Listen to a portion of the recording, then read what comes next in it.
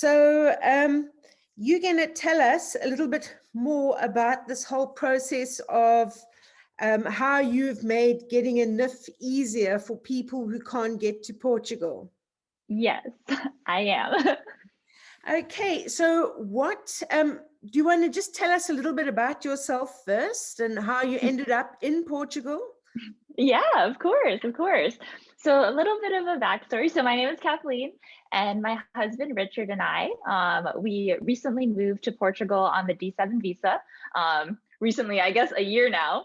Time has been kind of funky for this past year. But yeah, a little bit of backstory. We used to live in California in the San Francisco Bay Area. We used to work in tech, eventually went independent and ran our own web design business. And in 2018, we left the US and started traveling. We started out, we kind of wanted to give the whole like digital nomad lifestyle thing a try. So we started out by hopping from like one place to another. But after 2 years of doing that, we wanted to slow things down. And we found the Portugal D7 visa and decided to call Portugal home base. And so we moved here and went through all the processes and the paperwork of getting together the D7 stuff. And then once we moved here, you know, there are a bunch of things that you have to figure out as well. So that was the inspiration for starting Border. The idea is to provide services for other expats who are looking to make the move to Portugal and hopefully make it easier for them. Yes, and I think also with this COVID crisis that has impacted travel, it's made it difficult for people to actually get to Portugal to get this NIF number. Absolutely, yeah. In the past, people would typically make a little trip to Portugal to, you know, get all the things in line, you know, get their NIF number, set up a bank account, look for accommodations because that's one of the requirements in applying for the visa. But COVID has kind of made all of that a little slightly complicated. More complicated. So why? So why is the NIF? Why is the NIF number important? Why do people need this NIF number? Yeah, so the NIF number is pretty much essential for anyone who lives in Portugal. You need it to do anything, any sort of official transaction in the country. So for example, you would need your NIF number to open a bank account, to rent a property, to buy a property. If you were looking for employment here, you know, to get hired. If you're enrolling your children in school, your child would need a NIF in order to enroll. It's basically kind of like that magical number that's required for everything. How does the process of applying through for a NIF through you work? How does it work? Yeah, so you would basically go to our website and we have an online form where you can submit all your requirements. So in order to request a NIF, there are two main things that you need. The first is a copy of your passport, and the second is a proof of address. So the proof of address can be a utility bill, a bank statement, or a driver's license. And then you would submit our form along with, you know, filling out your information. And then once you send that over to us, we would generate a power of attorney that basically just gives our lawyer partners permission to request a NIF on your behalf. And then from there, your work is done. We go ahead and request your NIF. And then the next time you'll hear from us, you'll have your NIF number along with a PDF that's issued by Finanzas. So the proof of address, is that proof of address in Portugal or is that proof of address in your home country? That's proof of address in your home country. Okay. And so how long would this whole process take? Yeah, so it typically takes about 1 week. So from the time you send it to us, you'll have your NIF within a week. With COVID, you know, there are some Finanzas offices that are experiencing delays. So we just want to warn our customers that sometimes it could potentially be delayed for up to 2 to 3 weeks. But generally, in the past weeks that we've been fulfilling, everyone has gotten their NIF within a week. Okay, and this would be the big question for everybody. What would the cost be? Yeah, so the cost is $850 US. And so that's the fee on our website, but we've actually partnered with Cindy. So we have a special coupon code. If you enter Cindy Vine, then you can get $10 off your order. And so that would bring the cost down to $140 to order your NIF. Okay, so it's $140. Yes. Oh, If did I they say they use 150? the coupon code. sorry. 100. Yeah. So it's 150, and then you can use the coupon code to get $10 off, which then makes it $140. Okay, excellent. And what other services do you provide, or what other services are you looking to provide in the future? So at the moment, due to popular demand, we are currently doing a pilot to help people remotely set up a bank account. We're partnering with Millennium, which is the biggest bank in Portugal, and we're hoping to offer that service and open it up to our larger customer base very soon. So that is in the works, and hopefully that'll be available, in the near future. And then there are a bunch of things that we can work on, but we're really kind of just like seeing what our customers need, and we'll go from there. Yeah, so a lot of people who are wanting to do the D7 route like you've done, they are finding it, I mean, they need to get the D7 visa. Do you have to have the NIF number as well? Or do you apply for that after the D7 visa?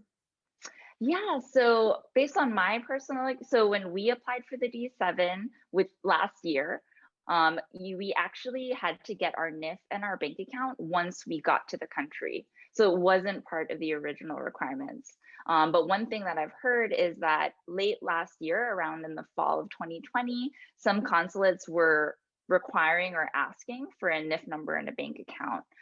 So my advice, I think it really varies based on like the consulate that you apply to in the country that you're applying in. So my best advice would be to ask the consulate, the Portuguese consulate that you're applying to, for the requirements. Okay, so if someone is applying for a D7 visa and they want to make sure they've got that NIF number with their application, then the best bet would be to go to your website. Do you want to just tell us your website, and then I'll also type it in as well? If you could just share your website. Yeah, so our website is border.io. That's BORDR.io. Okay, and on that, it's really easy to navigate. I'll put a link for that in the description and on the video. And so people can contact you through your website. Do you prefer that they contact you via email, or do you have a phone number for them to contact you as well? Yeah, so email would be the best way to reach us. You'll find our email at the footer of our website, and happy to say it here as well. It's really easy. It's team@border.io. So that's TEAM at border.io. And we respond to all emails.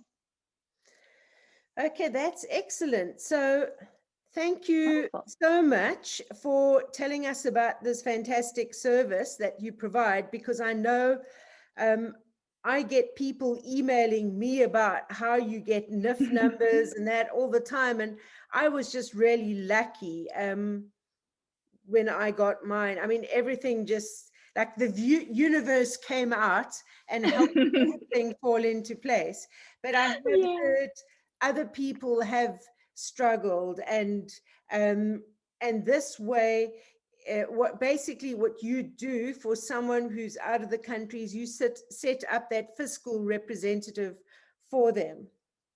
Correct. I say that that's the trickiest part, like finding someone who can act as your fiscal representative to get your NIF on your behalf. Because for all non-EU residents, it's actually a requirement to get a fiscal representative in Portugal to request your NIF. Yeah. And so, and then once they've got the NIF number and they move to Portugal and they then get their residence, is there another step that they have to take because their proof of address was their home country? Now they've got a new address. So is there something else that people have to do? Yeah, that's a great question. And we actually take care of that as well. So what happens is you submit your requirements to Border. You sign the power of attorney that gives gives our lawyer the power to request a NIF on your behalf. And then we get your NIF, and we include a whole year's worth of fiscal representation in the fee of $150. So you don't have to worry about that. And that's typically enough time for you then to come to Portugal, get your residence, have an address here in Portugal. And then in order to remove the fiscal representation on our end, you would simply need to send us your proof of address in Portugal. And then once you switch that out on the Finances database, then Border is no longer your fiscal representative, and then you will be you have everything in your hands. And so then basically what Finances want is that your fiscal representative, while you're not in Portugal, is the person who serves as your liaison with the tax offices. So all communications are sent to the fiscal representative, and the fiscal representative is responsible for then relaying it to you. But once you're in the country and you give Finances your new address, then all communications is then sent to your address, and you no longer need that fiscal representative. Okay, no, that sounds excellent.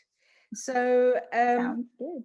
So thank you so much for sharing that information with all of us. And thanks for having me.